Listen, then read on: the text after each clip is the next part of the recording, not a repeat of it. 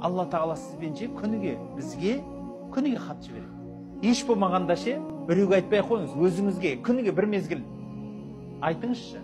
Алла саған қандай хат жіберді бүгін деп сұрақ қойыңызшы. Сөйтіп өміріңіздегі осы бүгінгі тарихтағы сол хаттарды оқып көріңізші. Қандай сізге не нәрсе жіберді? Мүмкін телефон шығып отыр, бір уақиғадан бір сабақ алдыңыз. Бір Құран аятын естіп қалдыңыз, бір хадис естіп қалдыңыз, бір уағыз естіп қалдыңыз. Алдыңыздан бір адамды өлген күйі көтеріп алып кетті.